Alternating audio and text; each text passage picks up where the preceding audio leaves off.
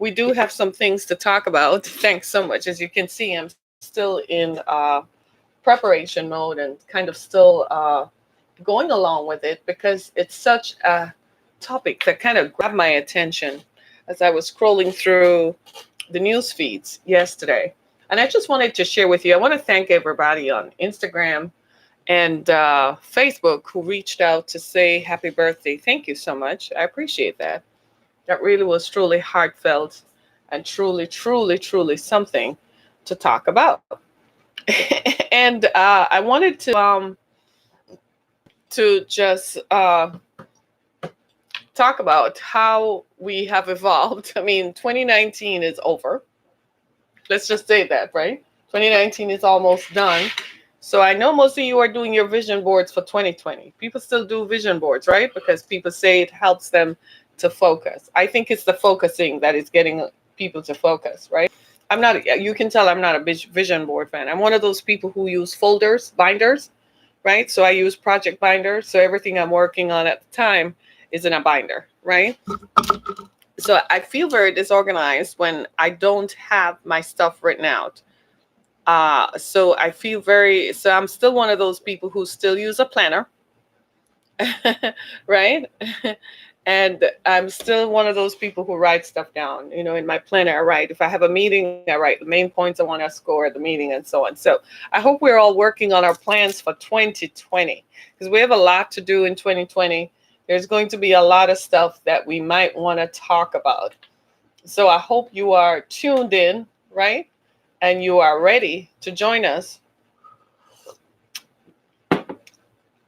as we continue to explore the issues that matter. So today we want to talk about racism in banking. And it's something that kind of caught my attention, as I was saying. And I've kind of just wanted to go with it because it's something that kind of, it's one of those things that as you go along, you realize that something is askew. And I want to set the background for it. And here's what happened. A black JPMorgan employee and a customer secretly recorded conversations with other bank employees. And the customer was a player in the National Football League. He had a net worth of $13 million. And he tried to become a client of JP Morgan. You know, people have money and they want to make more money. And the clients, the people at the bank didn't think that he should become a client of the bank. And then they brought in another client who is black and who had just gotten an annuity settlement of $400,000. And when she tried to become a client, they said, well, she's just going to go through that in 24 months. So we don't need her as a client. We'd be wasting bank resources on her. And I was like, you kidding me? But you do that for white people who walk in with $100,000. So that's the stage we want to talk about with what happened here at JP Morgan. So this is a story, as usual, pulled straight from the headlines. It's on the New York Times. And it actually was written yesterday on my birthday. So this guy, Mr. Jimmy Kennedy, earned $13 million. And when he tried to become a private client at JP Morgan, it would give him exclusive travel discounts, event invitations, better deals on loans, and so on. He kept getting the runaround. At first, he didn't understand why. Then last fall, he showed up at his local JP Morgan branch in Arizona, and an employee, happy thank you, offered an explanation. You're bigger than the average person, and you're also an African American, the employee told him. We're in Arizona. I don't have to tell you about what the demographics are. They don't see people like you a lot. Mr. Kennedy recorded the conversation and shared it with the New York Times. So it's no secret that racism has been baked into the American banking system. There are very few black executives in the upper echelons of most financial institutions. And leading banks, this is what the New York Times is saying, leading banks have recently paid restitution to black employees for isolating them from white peers, placing them in the poorest branches, and cutting them off career opportunities. Black customers are sometimes profiled, viewed with suspicion just for entering a bank, and questioned over the most basic transactions. Lord God. This year, black mortgage borrowers were charged higher interest rates than white borrowers and were denied mortgages that would have been approved for white applicants. Banks, including JPMorgan, say they're committed to eradicating the legacy of racism, and they insist that any lingering side effects, look at you and I laughing at this thing, simply reflect stubborn socioeconomic imbalances in society as a whole, not racial bias among their employees. I want to laugh so hard.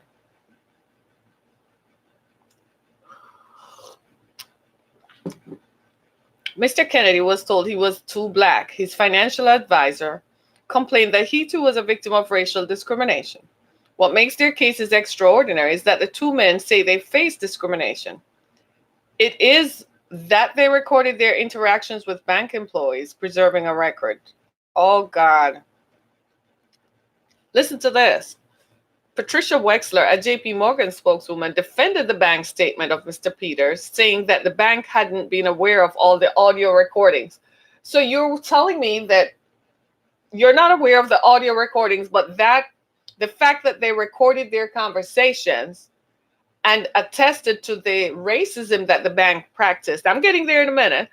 That doesn't exist because they recorded their conversation. Oh my God. Ah.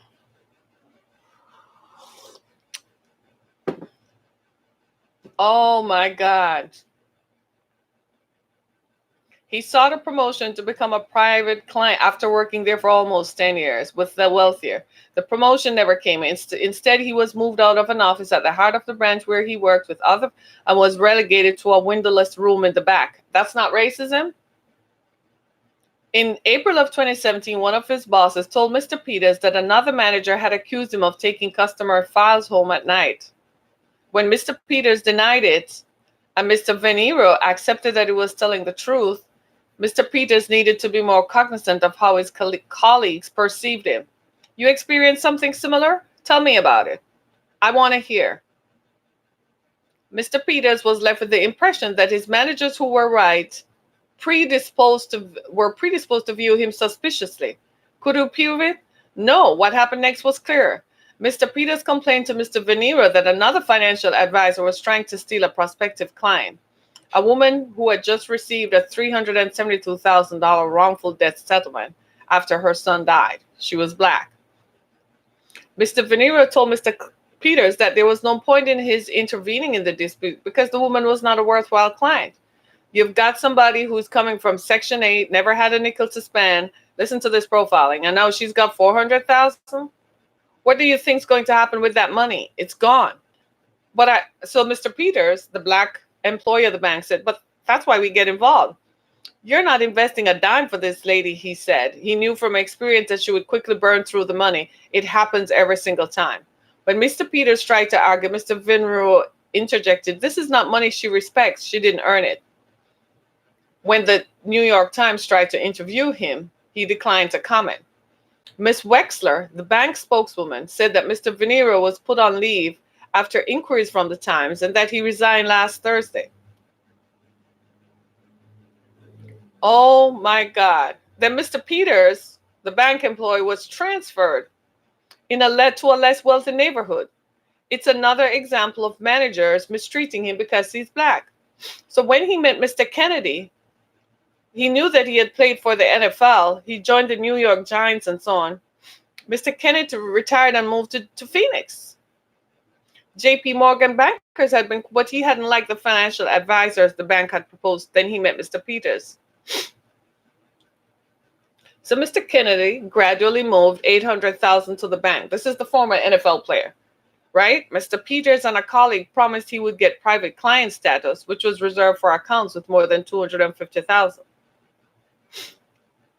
So Mr. Peters got him, but on August 24, he filed a formal, he said, he alerted Mr. Venero that I feel like I'm being treated differently because of my race and color of my skin. And Mr. Venero said, well, the solution obviously is for you to work in a less wealthy branch.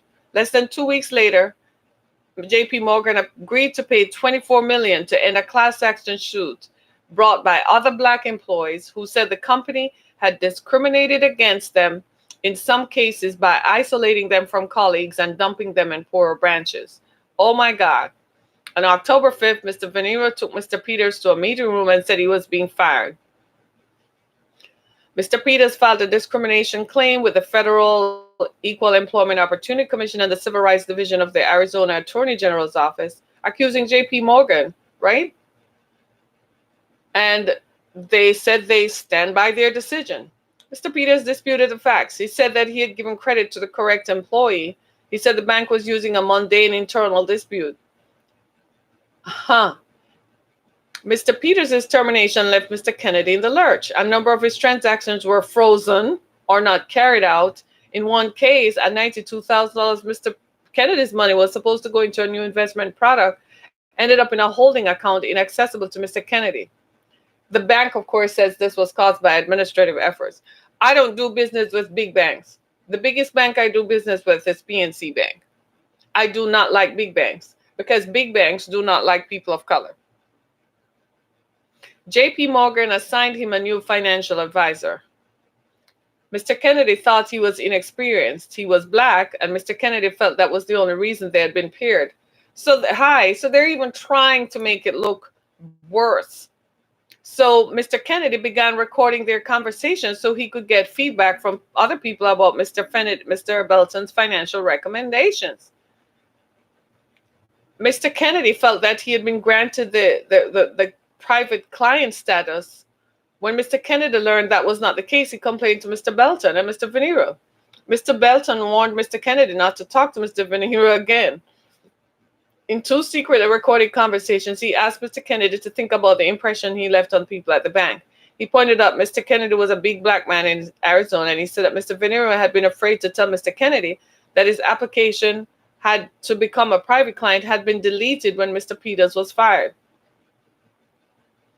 And then Mr. Kennedy tried to ask why was that happening. And Mr. Belton said that bank employees were scared of dealing with him and that therefore Mr. Kennedy would be better off interacting only with. They're not going to say this, but I don't have the same level of intimidation that they have. You know what I'm saying? Not only being a former athlete, but also being 2 black men. You sit in front of him, you're like 3 times his size. You feel what I'm saying? He probably has perception of how these interactions could go. Oh my God. Talk about racial profiling. Mr. Kennedy pulled his money out of JPMorgan and filed a grievance with an industry watchdog. And in June, the bank sent him a letter trying to put an end to his complaining. Of course, big banks win. Hey, y'all. Hey, you my people. My people, do not do business with big banks. Okay? Unless you're white, of course, in which case they're probably going to treat you well just because you're white. But if you're a person of color, go find a credit union, a local bank. Matter of fact, go find a bank staffed by people of your color who treat you with decency. As a matter of fact, I am the person who, if I walk into your institution, whether you're black or white, and if you don't treat me as the person that I am, as a person, as a human being, with dignity and respect, I have nothing more to do with your organization. I have nothing to do with whatever you're selling. This goes right across the board for me. This is not something that I allow to happen. But if it does happen, and when it does happen, I respond to it. I call it out. I tell it what it is. The bank I do business with that I like is PNC Bank. I like them because consistently, it's been a number of years, they treat me with decency and respect. When I walk into the branch, I'm treated as if I'm a human being. If I call on the phone, they still treat me as a human being, right? So for me, that's how banking should be. Faceless, I'm just a person. I am a human being with a desire to do business with a bank, right? That's how I want to be perceived. If I go into a big box store, I'm a human being who wants to buy something from your store. I don't have to be there. I can buy it online anonymously. But if I choose to buy something from your store, I expect to be treated with decency and respect. Don't you think? Right. So in this scenario that we just talked about, it is very clear, based on the incidents outlined in this New York Times article, that JPMorgan is guilty of practicing racism, and that it is all across the board, and that the culture, we know from experience that the culture of an organization comes from the top. The people who work in that branch in Arizona cannot independently be racist. You know why? It's a culture thing. They can't just independently for a national bank just choose to be racist. That's something that comes from the top. It filters on down. The perception that JP Morgan is so racist it culminated a few weeks ago. Do you remember the 60-minute interview with the CEO of JP Morgan, in which he tried really hard to change the perception that he is not racist? This is not something that is unique just to America. In fact, in Paris, in a certain part of Paris, because our perception of Paris is that it's all glamorous and stuff, right? And that it's all streets made of gold and blah, blah, blah. That's utter baloney. JP Morgan has been doing business in Paris, France for over 100 years. There is one particular section of Paris that they stopped doing business in because of what? Good old-fashioned racism. So when the people there started making tracks that they used to do business with the merchants who were there, and because the neighborhood changed over time, now you're pulling your business out. They started to respond, JP Morgan, on a global scale to that global accusation of racism. I read the story. So here comes the CEO, who is a millionaire. He's a billionaire, as a matter of fact. The CEO of JP Morgan is a billionaire. He's one of the few employees of an organization in America who is a billionaire. He's been making money fists over dollars for decades. He started out really early, right? So he's a billionaire. And so he wanted to change the perception that he's not a bad guy, and that big banks and Wall Street are not bad people. They're really not rapacious capitalists. They're really not snakes. They're really not people who really are just intent on making money for themselves. And the rest of us are dying with laughter. The rest of us are just laughing, because how many of us have tried to get a loan from a big bank and you can't pass muster? And you see how somebody else with a worse business plan, less capital investment, less structure, walks in and they just get a line of credit, just easy cheesy, get a line of credit to go start a yoga studio in Midtown. I kid you not. Banking is racism.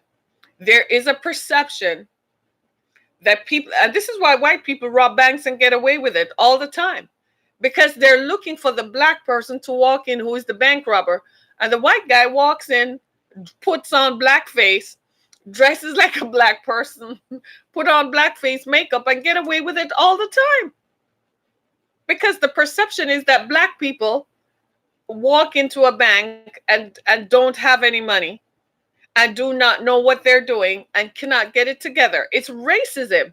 And it's as JP Morgan said in their own words, it's a legacy of racism. And I don't know how many black millionaires is it going to take for them to stop it. I don't know how many, Hispanic millionaires or Arab millionaires is it going to take? How many brown millionaires will it take for JP Morgan and other banks like it? There's Bank of America. There's Wells Fargo. They're all equally racist. And ladies and gentlemen, this is why so many people are dying from deaths of despair, because people have ideas that they can't communicate, that they try to work their ideas. They walk into a banking institution with a plan and they can't get a startup loan to get started. But you have some wild-eyed white kid who has no plan, no nothing, and they underwrite him and fund him. If Mark Zuckerberg were black, we would have never had Facebook. They would have given Facebook to a white guy. But Mark Zuckerberg could walk into a bank as a student at Harvard. Think about that. As a student at Harvard, and could convince the bank to lend him money to buy servers. Have you thought about that? How many black and brown people have similar ideas and walk into financial institutions and get thrown out on their ear? You've got to see that there is something very, very wrong There is something very, very wrong with the state of banking. The whole society is racist. The racism and this legacy of racism permeates the atmosphere. Recently, I did a story on the last slave ship that went to Alabama. It's called Clotilla. The last slave ship that went to Alabama was funded by a white man who invested $35,000. We had a net worth of $35,000, 150 or 170 years ago. That same $35,000, his descendants today are worth $55 million. Some of them own a bank. I say to everybody who is a descendant off of that slave ship, everybody should file a class action lawsuit and take them for every penny, because they went to Africa after slavery had been abolished and declared illegal internationally and in the Americas. He still got on a ship, went to Africa, took people, kidnapped people, and performed what we now today call human trafficking. Brought them back and enslaved them, even though slavery was illegal, because in those days you didn't have people riding around, protecting the law or whatever. They were more interested in protecting the white man, right? And he performed that. And today, his descendants are worth $55 million off of the enslavement of the backs of black people. I'm not that kind of black person who sit back and laugh at something like that. You're going to give me my damn money. I'm coming for it. And I want my money. And you're going to give me my money that you used my ancestors to get. You're all lucky I wasn't born here, because I would have filed a lawsuit long time ago. Because this is unreal and unbelievable. Where I grew up, our ancestors had land. And yeah, they participated in slavery. We had ancestors who were black, so they're slaves. They were enslaved. And I also have ancestors who perhaps participated. Right? But at least they left the land for all of us. What has happened over here? We have a legacy of racism that continues to perpetuate to this day. It happens in educational institutions. It happens inside of churches and religious institutions. It happens inside of corporations. It's the reason why your black and brown student graduate from college with a master's degree and still can't find a job. But a white person who has a degree from a community college is running things. You go into any state government apparatus in this country, and you will find a number of white people who have been working there for decades without, some of them barely have a high school diploma. But the young black person working there has a master's degree. If that is something is not wrong with that picture, I don't know what is. You're not surprised. Not at all. Racism is alive and well. And it continues to perpetuate. And the people who are practicing it, they know you ought to be held accountable. They all ought to be held accountable. This is why I don't do business with big banks. Years ago, I'm just going to tell you a true story. Years ago, I opened an account with Bank of America. And I am an author and a speaker. So when I go out to speak, and I sell books, right? People buy my books. Have you bought my book? You can read it. My books are all electronic, so you can get them, download them onto your phone and get them, right? And I kid you not. So I opened what they call a merchant checking account, a business checking account, and to accept credit card payments, you become a merchant. I was unaware that due to my ethnicity, they were running a criminal background check. I didn't know such a thing happened when you go to open a checking account. I thought they just did a credit check or whatever they do to see if you have issues. So while I did it online, and then I got a phone call from the bank. And when I said why, that's when they explained it to me. It was Bank of America. It was a black employee.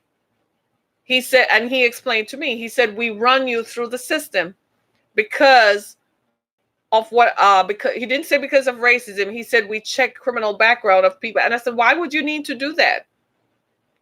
Why is that necessary? I couldn't understand it. he was later removed because maybe he was on a recorded line and he exposed it. At the time, it never occurred to me to ask other people who were attempting to open a business checking account if this was normal. It never occurred to me because I'd never experienced it. So I didn't know that this was pervasive and that this was something that continued to happen. A few months later, it occurred to me. So I asked my then boss if that were true. And he said, no, why would anybody want to do that? That's when I realized it was racism. So I marched to the Bank of America branch across the street and I laid into them. Right? I was like, I'm not interested in doing business with you. Right? And then I had a small checking account with PNC Bank. We've been friends ever since. Right? Do you see what I'm saying? So racism is alive and well. And racism is like an organ that has tentacles. People are talking here. Hey, they do all kinds of racist stuff without us having no idea that they're doing. Absolutely. Right? It's so alive. It's like an organ and it has tentacles and outreach. Right? And people are asleep at the switch. Ladies and gentlemen, you got to call this stuff out. Don't just sit back and internalize it and take it personally that, I feel embarrassed. And then the white people in the bank or other people are looking at you so you feel embarrassed. Say, hell no, this is racism. And I'm going to put you on the 6 o'clock news, record the interaction and send it to the New York Times, send it to your local paper, put it out on Facebook and let them be embarrassed. Until we embarrass them and call out these instances, it's not going to stop. Until they realize that, wait a minute, until they start hurting and realize that public perception, because now when I have money, there is one bank that you're not going to find me talking to. It's JPMorgan Chase. There's another one called Bank of America. There's another one called Wells Fargo. You ain't going to find me talk to them, period. I will have money and they will come calling and I'll be like, are you kidding me? You're racist. Show me your portfolio where you have black businesses on your portfolio that you have written off or forced them out of business, put them into foreclosure. The mortgage crisis was created by greedy Wall Street hedge fund managers. We know that.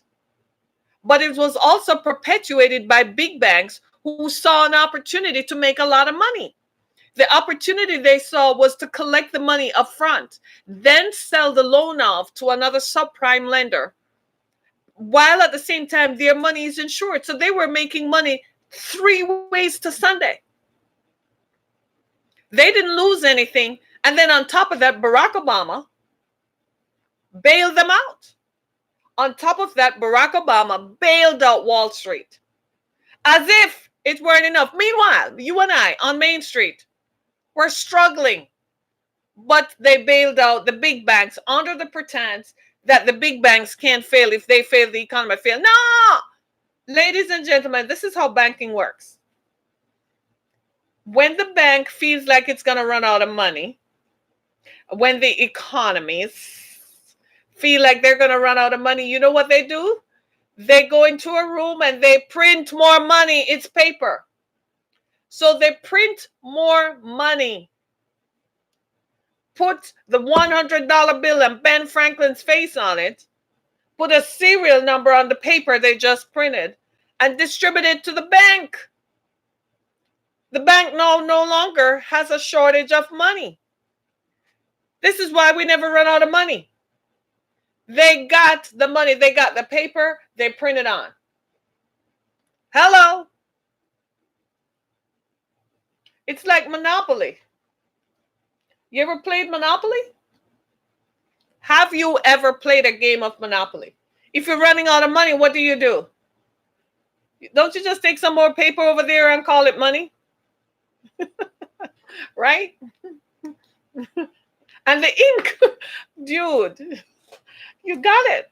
The ink. They just print the money. So they want to be billionaires.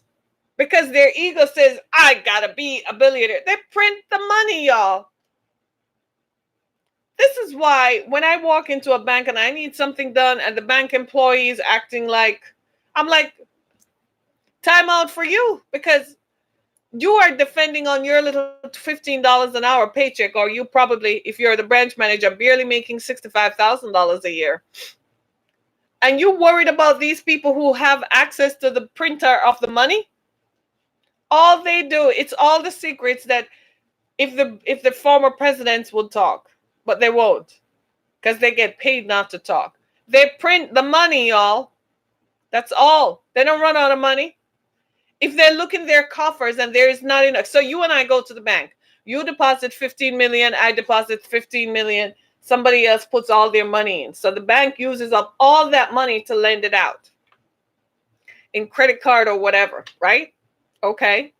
And when bank to bank transactions and blah, blah, blah. So they're looking there and they say, oh my God, guess what? We don't have any money left. They just call up the printer and print some more money. Why are you all acting surprised? You didn't know that's how it works? They print the money. That's why I don't hesitate to ask for the money when I want it, when I need the money. There, in other words, what I'm telling y'all, there is no shortage of money. There is never going to be any shortage of money as long as they have a printer, as my viewer said, as my friend here said, with the ink. They just go and print the money that they need.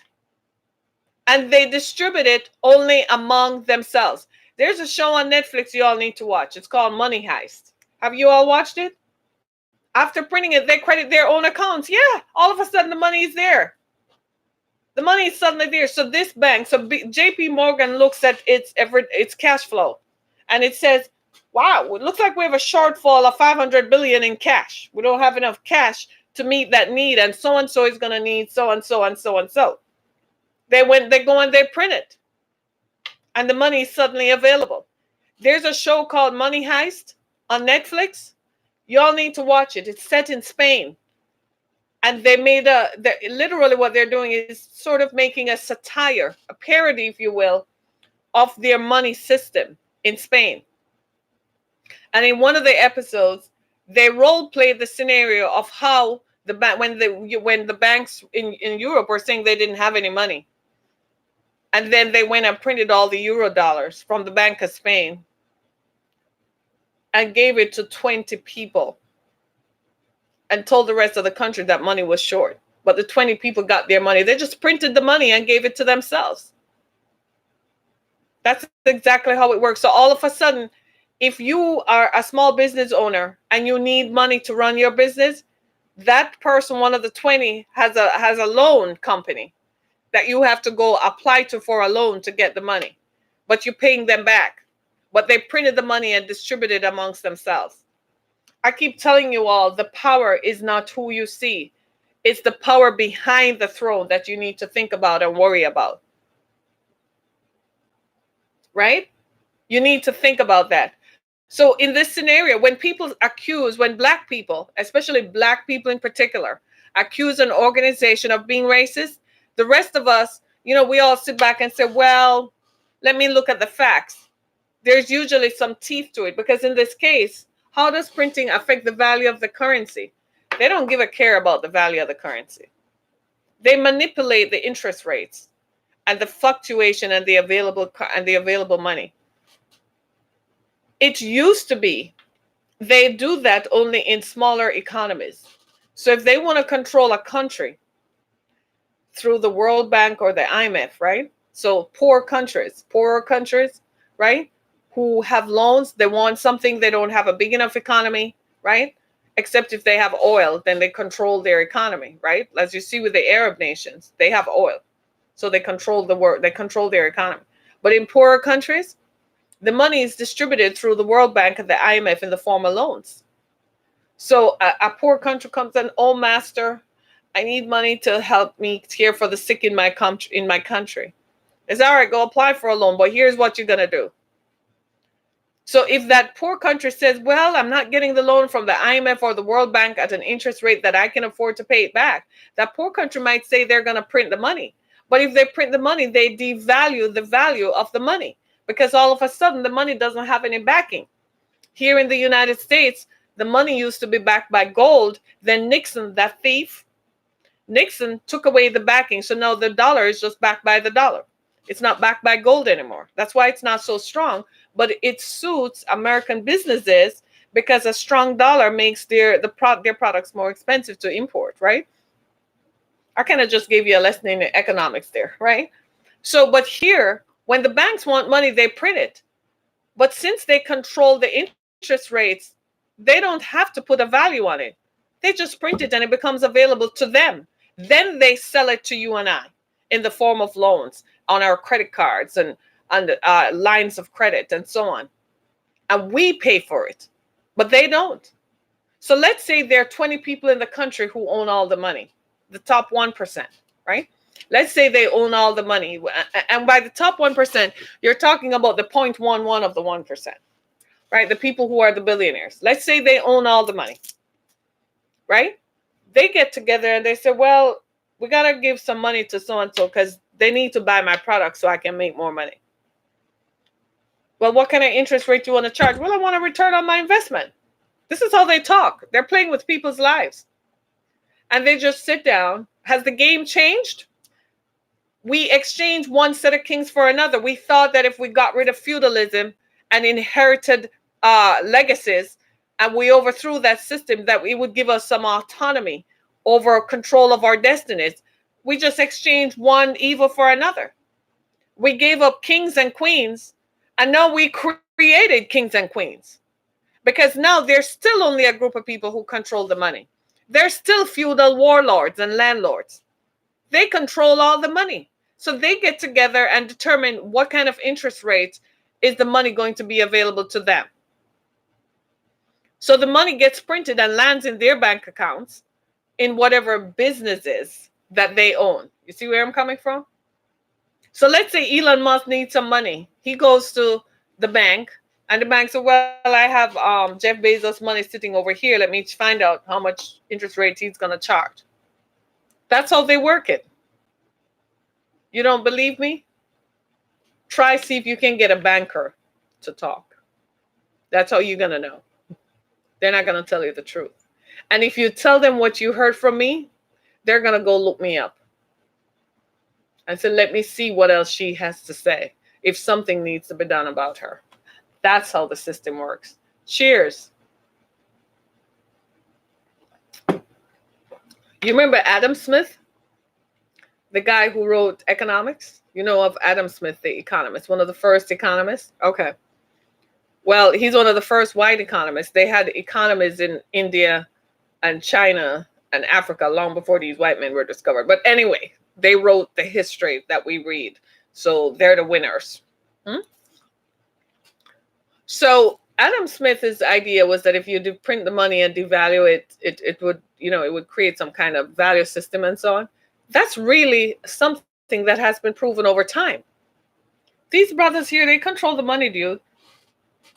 So they do exactly what they feel like doing all the time while we are asleep at the switch. And they come to us and they tell us, we know more than you. Trust us. And they look like our grandpas. And they look like, oh, you just want to sit on grandpa's lap and just go up to grandpa and say, hey, grandpa, hey, dad, I just need this. Meanwhile, they're screwing you left, right, and center. Let me hear what folks are saying. I wish someone would print me some money. If you do that, it's illegal. All right? You know that, right? It's illegal. They're not going to let you do that because it's illegal. They're the only ones who can print the money and make it available to them. If you really sit back and think about it, you would see that it is true. But guess what? We don't.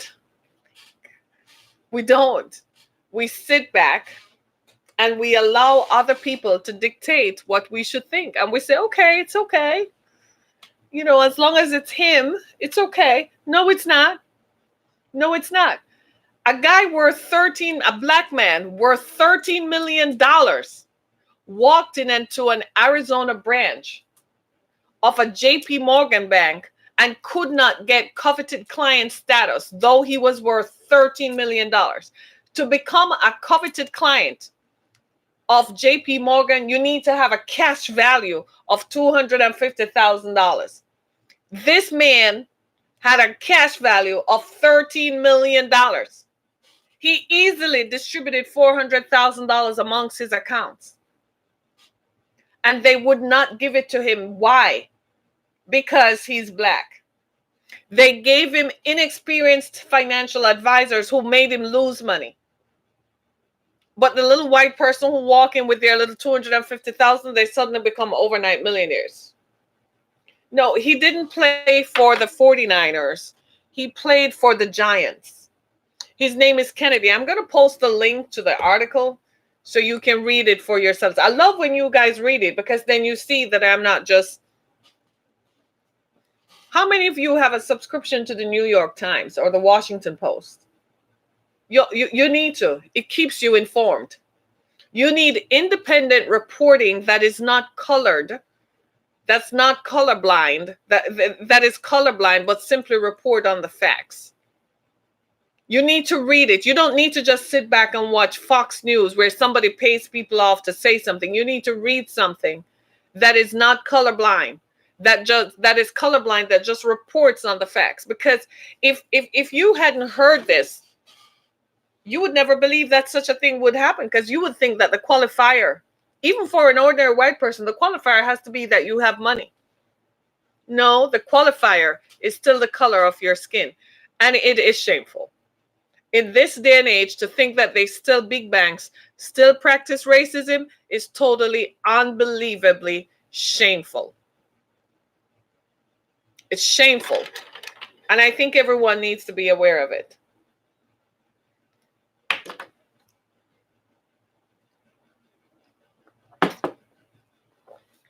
And that, my friends,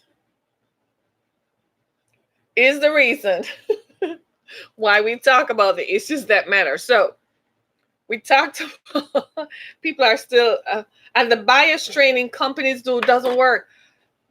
Dude, can we talk about that? They talk about diversion and inclusivity. And I'm like, shut up. What diversion and inclusivity? I want to see more people of color in the upper echelons of management of companies. Don't give me a token person. Show me more. The ones who make the real decisions. Show me more. Not somebody who you put away and give them a little title and you trot them out to show that you are not racist. If you have to prove to me that you are not racist, you are. Am I a financial advisor? No. I've been reading up on money all my life because I intend to make money. So I've been studying money and the movement of money all of my life. I've been reading about this stuff since I was about 17 or 18. I probably was 14 or 15 when it piqued my interest. I used to look at Forbes magazine and wonder how I could get on the cover of Forbes. I kid you not, as a child, when I was a teenager, I used to say, I'm going to be on that one day. I kid you not. And I used to read, well, how do they run these? I was curious about the stock exchange and the commodities. And I'm like, how do they work that? I was very curious. So I read upon it. And the more I read, but I was colorblind. I didn't see color. I just saw opportunity. I saw where if I have a little money and I put it here, then it can move there and move here and move there and where. So you know what they did? They made sure I never got the money because they knew what I would do with it. Right? Thank you. Do you see what I'm saying? And this is why I say to all of you, go buy some life insurance. Buy term life insurance. It has a cash value in 10 years. Go buy some. You will need the money. And you take the money and you invest it. You see where I'm coming from? So if you're 35, buy a term life insurance for $100,000. In 10 years, you'll be 45. You make what? 95,000? You get that money and you do something with it. It's worth it. These are the things that the younger you are, the better too, right? These are the things they don't tell you and they'll never tell you. And if you're a person of color and you walk into a financial institution, they're not going to tell you. No, I never sold life insurance, but in another lifetime, I bought a lot of life insurance. I believe in it. I believe in life insurance. Cheers to that. Right? I recommend any books on finance. I suggest If you want to know how the financial systems work in America, I have to go look it up. There's a book called Think and Grow Rich. I'm sure you've all read it. The first thing you need to do is to change your mindset about what being rich is, right? You have to examine yourself. What do I consider is rich? How do I think about money? Right? So you have to look at what you think about money. And then there is go read about economics. Read read about economics. You need to go look up anything Adam Smith wrote. It gives you a basic understanding. Then there's a book, I can't remember the title of it, but it's a book that the title of it, I need to Google it and look it up. Give me a chance to look that up, right? But it's a book about who runs America. It gives a detailed breakdown of how the system of money works in America.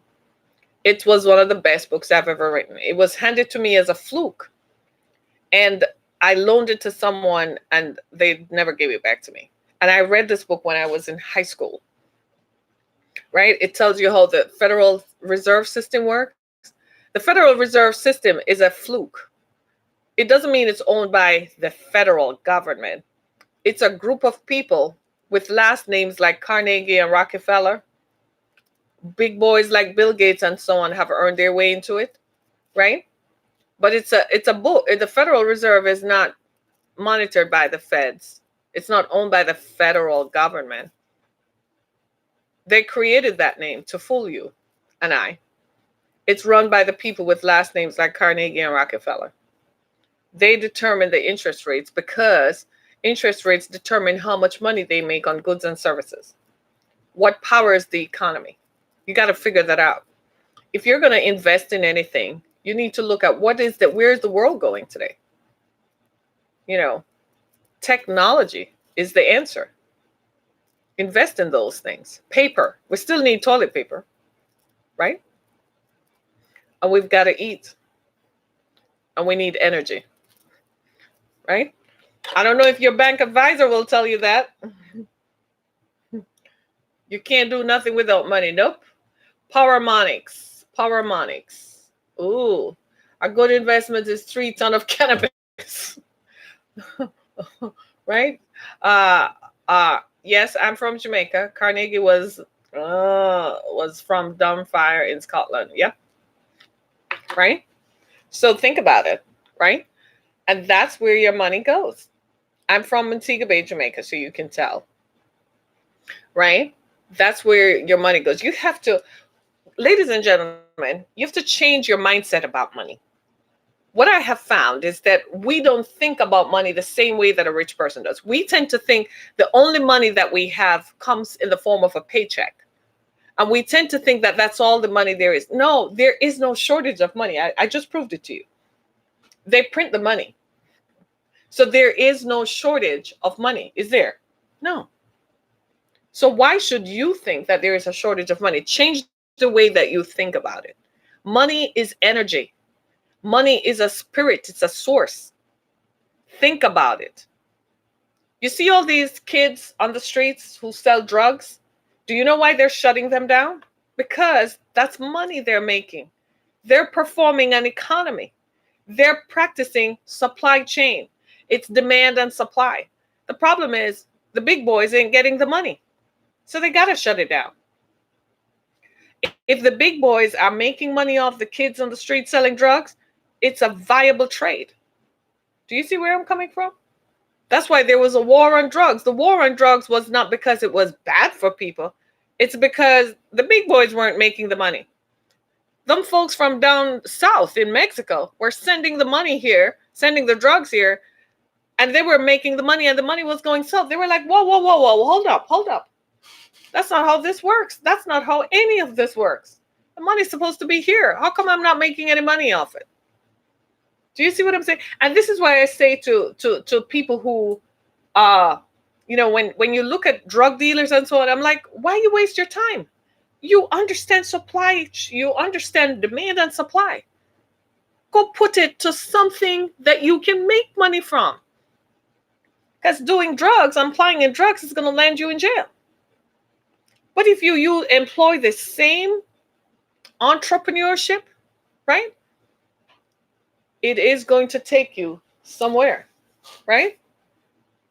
Did I tell you everything? I'm going to look up the title of that book. Just give me a second. And then I'm going to post the link. I'm also going to post the link to this New York Times story that I told you about. Because, ladies and gentlemen, we got to have money. And don't let them tell you that we're approaching a cashless society. Cash is always king. Keep some money on you. Keep your money. Keep your money in the bank, but keep some money on you. Okay? Keep your money. Cash is always king. If something were to happen and you can't get to the bank to take your money out, are you toast? Dead on arrival. Powernomics by Dr. Claude Anderson. There's another one. I'm going to get the title. I'm posted. You got to change the way you look at this whole thing. Reconfigure, just like that former NFL player. He was changing the way he looked at money. When JPMorgan wasn't working for him, he took his money somewhere else. The employee in that scenario, he left. When they fired him from JPMorgan, he started his own financial advisory firm, got licensed in it, and is now seeing clients like Mr. Kennedy. That's what you do. When they shut the door in your face, you just turn it around in the opposite direction. I was telling somebody last night that anytime you're trying, and it's not working, just look and say, maybe I'm going in the wrong direction. Maybe I need to change and turn my head in another direction. I kid you not. I was in a church where I couldn't get anywhere, no matter what I did. And I said, maybe I'm doing the wrong thing, turn my head in a different direction. I was working in healthcare, right? Like everybody else. I thought I needed a paycheck. I knew that I was an entrepreneur and I was doing other things, but I was like, to keep my bills going until the money from my ventures come in, I had to change the way that I thought about stuff. I had to change the way that I think. Money is a spirit and an energy. There is a man I used to work for who made money night and day. I mean, money just came to him. And I used to ask him what. And he said, it's the way you think about it. Change the way that you think about it. He was also very liberal with giving. You're looking for a business idea to generate some cash flow. It depends on who you are. Cash is, you always need something. Think of something that people can't do without. Right? Examine yourself. What is it? And I find that do something that you're passionate about. Right? But look around you for opportunities. Maybe you don't even have to reinvent the wheel. Maybe somebody else has something. Have you ever driven past a business on the street corner and you're like, wow, if I had a business like that, I could sure do this, do that. Why don't you go in there and talk to the people there? You see what I mean? It depends on who you are. And I'll tell you this. If your business is not on the internet, you could be making some serious money. You need to launch a website, right? And put it in and do search engine optimization. Do what the big boys do. You got to start somewhere. I am so glad I started 10 years ago. I'm on my way to exactly where I think I should be. It took 10 years. With all the obstacles and all the barriers that I have, it took me 10 years. And I'm still pressing. Right? And I'll keep you updated. So I need a favor, right? I need you to support my podcast. I really do. Go to my page on anchorfm.com, anchorfm.com, and click on look for me, Down to Earth with Harriet Kimmick, and click on support this podcast. You can support this podcast, whatever you're comfortable doing, 99 cents or $9.99 a month, $9.99 a month, $4.99 a month, whatever you feel you can do it. I need you to do that, please. I also need you to tell others about this podcast. Share it with the people you work with. Share it with your friends. Share it with your cousins. As you know by now, I talk about everything. And I know you are growing and learning more. So help us to stay connected, right? And of course, I write books. So go look up my book. It's going to inspire you. Musings of the Spirit. One click away. Amazon.com. Look for books by Harriet Kimmick. They're going to pop up. Click. Download. Your credit card is in your Amazon account. Boom. You have my book delivered to you right then and there, and share it with others. I promise you, you are going to see insights and blessings. No, I have not written a book about financials. I don't believe that I'm finished with the game yet. When I'm done with the game, then I'll tell you. But in the meantime, there is money out there. Change the way you think about money. Start now by saying, money cometh to me. Say it, money cometh to me. Money cometh to me. Right? Money is an energy and it's a spirit.